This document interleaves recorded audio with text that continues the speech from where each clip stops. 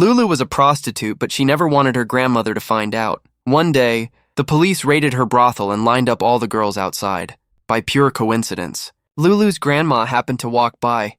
"Lulu, dear, why are you standing in that line?" she asked.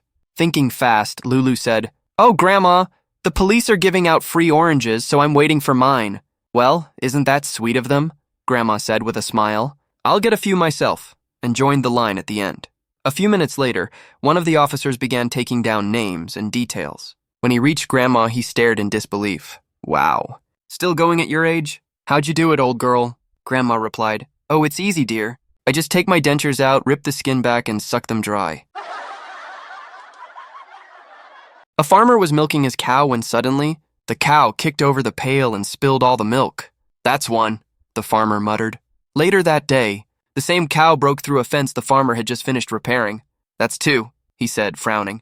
Early the next morning, the cow wandered into the field and trampled a patch of the farmer's carrots.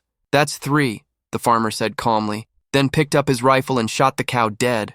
The gunshot woke his wife, who came running out of the house in shock. "Why on earth did you shoot the cow, you idiot?" she screamed. The farmer looked at her and said, "That's one." One evening, Jesus walks into a flash restaurant with his 12 disciples trailing behind him. The maitre d' greets them with a smile. "Good evening, sir. How can we help you today?" Jesus replies, "Yes, we'd like a table for 26, please." The maitre d' blinks in confusion. "But there are only 13 of you." Jesus nods and says, "Oh, I know. We will be sitting around the same side of the table." A young man asks his dad, "Dad, what's the difference between theory and reality?" The dad thinks for a moment and says, "All right, son. Go ask your mom if she'd sleep with the milkman for $1 million.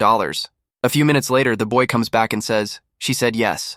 "Okay," says the dad. "Now go ask your sister the same question." The boy leaves, then returns and says, "She said yes, too."